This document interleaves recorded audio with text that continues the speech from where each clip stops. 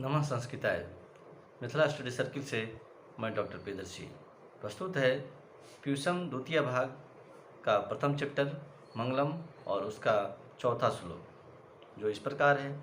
यथा नद्यः स्यन्दमानाः समुद्रे स्तं गच्छन्ति ते नाम रूपे विहाय। यथा नद्यः स्यन्दमानाः समुद्रे स्तं गच्छन्ति नाम रूपे विहाय, तथा विद्वान नाम रूपात विमुक्तः परात परम पुरुषम उपैति दिव्यम। यह श्लोक मुंडकोपनिषद से लिया गया है। तो पहला ही प्रश्न बनता है, यथा नद्यः स्यन्दमाना पुरुषम उपैति दिव्यम। इस तरह से श्लोक दे देगा और पूछेगा यह कहाँ से लिया गया है।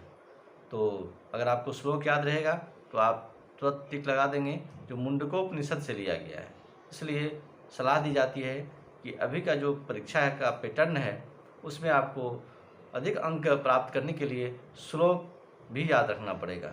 श्लोक है और श्लोक याद रखना पड़ेगा, यह श्लोक कहाँ से लिया गया है ये जरूरी बन जाता है। इस तरह से जब परीक्षा में प्रश्न पूछा जा रहा है तो हमारी तैयारी भी उसी ढंग का होना चाहिए। आइए इस श्लोक का अध्ययन करते हैं। श्लोक का अन्वय इस प्रकार है, आप अपने पाठ्य पुस्तक में भी देखेंगे अन्वय। तो अन्वय इस प्रकार है, यथा नद्यः स्यन्दमानाः नाम रूपे विहाय समुद्रे अस्तं गच्छन्ति, तथा विद्वान नाम रूपात् विमुक्तः सन् दिव्यम परात् परम पुरुषम उपैति। ठीक है।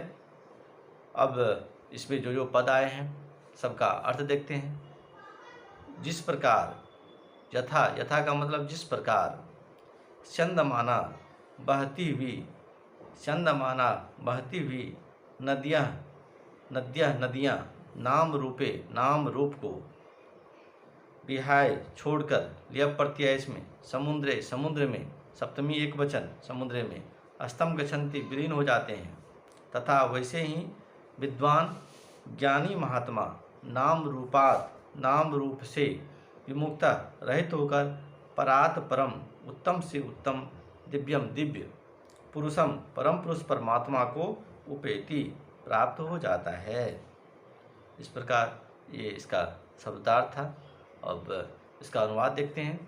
तो अनुवाद इस प्रकार है, जिस प्रकार बहती हुई नदियाँ अपना अपना नाम रूप छोड़कर समुद्र में विलीन हो जाती है, वैसे ही ज्ञानी महापुरुष नाम रूप से रहित होकर परात पर दिव्य पुरुष पर ब्रह्म परमात्मा को प्राप्त हो जाता है, अर्थात सर्वतोभाव से उन्हीं में विलीन हो जाता है।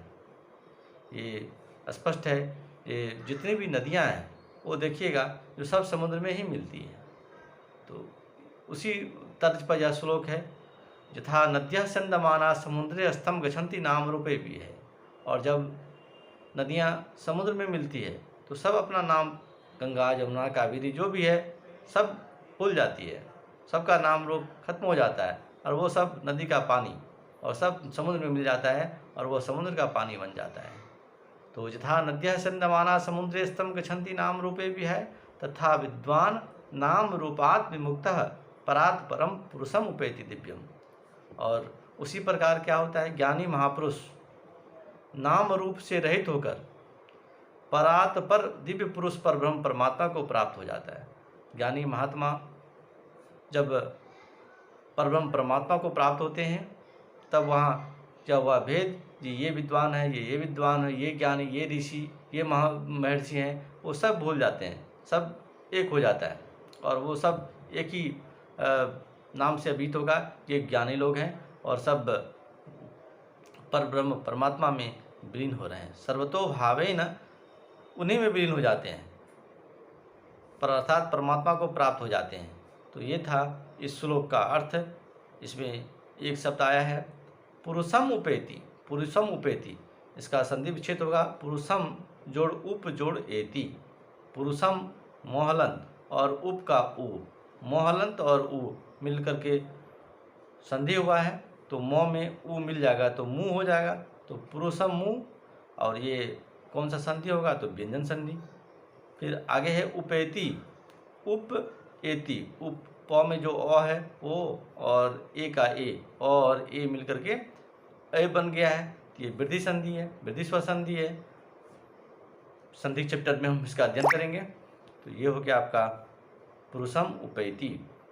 इससे जो क्वेश्चन पूछा जा सकता है वह इस प्रकार है, का नाम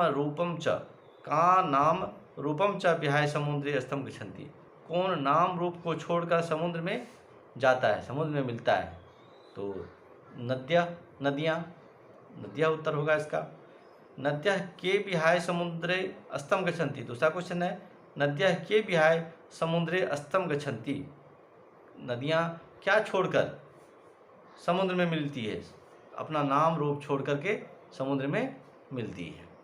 तो ये था आपके मंगलम चैप्टर का चौथा श्लोक और उसका अध्ययन, और उससे जो संभावित प्रश्न था उस प्रश्न का अध्ययन।